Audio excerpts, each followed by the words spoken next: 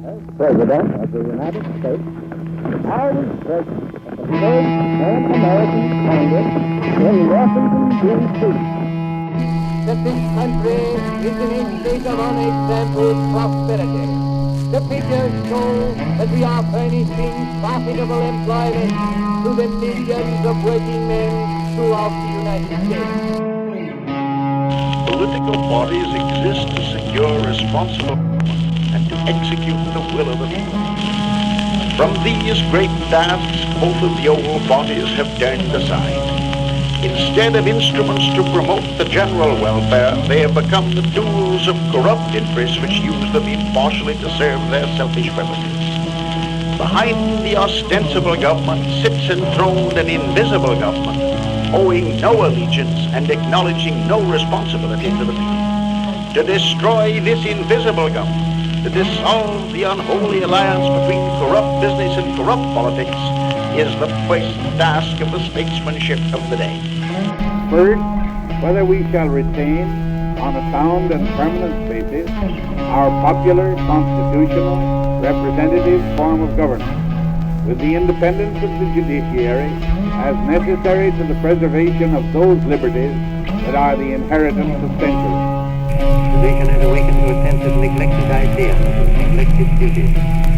So consciousness that the rank and file of her people find life very hard to sustain, that her young men find opportunity embarrassed, and that her older men find business difficult to renew and maintain, because of circumstances of privilege and private advantage which have interlaced their subtle threads throughout almost every part of the framework of our present law.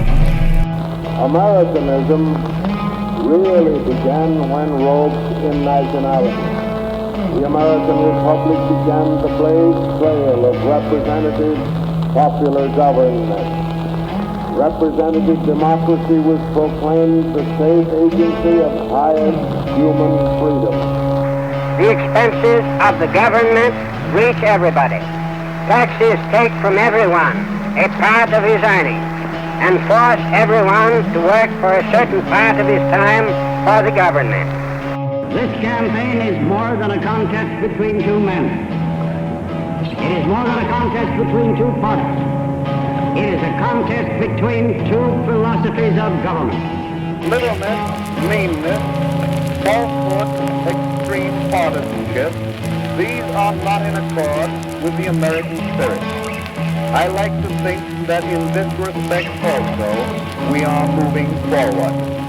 Since then, the Japanese have seen what our atomic bomb can do. They can foresee what it will do in the future. The world will note that the first atomic bomb was dropped on Hiroshima, a military base. That was because we wished in the first attack to avoid, insofar as possible, the killing of civilians. My own feeling is we are going through the worst of it right now. The problems of which I speak go to the ability of a free society to successfully maintain itself over a long period of time against the disciplined power of a monolithic state. That question has never been determined with satisfaction as to whether a free society can maintain that competition. And it will be our responsibility in the next decade, 2 decades, or 3 to try to prove that we can. If we fail, if we fritter and fumble away our opportunity in needless, senseless quarrels between Democrats and Republicans, or between the House and the Senate, or between the South and the North, or between the Congress and the administration, then history will rightfully judge us harshly. We must recognize that ending the war is only the first step toward building the peace. All parties must now see to it that this is a peace that lasts, and also a peace that heals.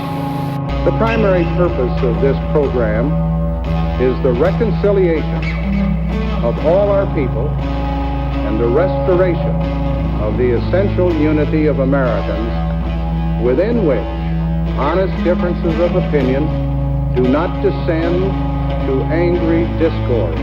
We cannot afford the fairy tale that inflation can somehow be passed along to the next person or somehow be passed along to the next generation. The actions I've outlined involve costs. They involve pain. But the cost of acting is far less than the cost of not acting. Your recent passage of the Foreign Assistance Act sent a signal to the world that America will not shrink from making the investments necessary for both peace and security. Our foreign policy must be rooted in realism, not naivete or self-delusion. And once again we rejoice as this barrier falls, proclaiming together, we will not accept, we will not excuse, we will not tolerate discrimination in America. I have said before, and let me say again, many good ideas have come out of our negotiations. I have learned a lot about the way both Republicans and Democrats view the debate before us. I have learned a lot about the good ideas that each side has that we could all embrace. We ought to resolve our remaining differences. I am willing to work to resolve them. We will show the world once again what kind of country America is. A nation that tackles problems head on, where leaders come together to meet great tests, and where people of every background can work hard, develop their talents, and realize their dreams. Because for decades, a growing middle class was the engine of our prosperity. It's what made us great. If you worked hard, you knew your work was going to be rewarded with fair wages, good benefits, the chance to buy a home, save for retirement, and most of all, the chance to pass down a better life to your kids. That's the American dream. It's a moment to call upon our highest ideals and to give thanks for the many blessings we enjoy. Thank you very much. Tonight we give thanks for the renewed bonds of friendship and cooperation we have forged with our valued partners from all across the Middle East. And this support is based on the recognition that voting is a fundamental right. It's the foundation of our democracy. The Voting Rights Act has been critical and an effective means to guarantee that core right. As the Supreme Court acknowledged, we've made progress as a nation. The Supreme Court also recognized voting discrimination still exists. We will make America wealthy again. And we're doing it.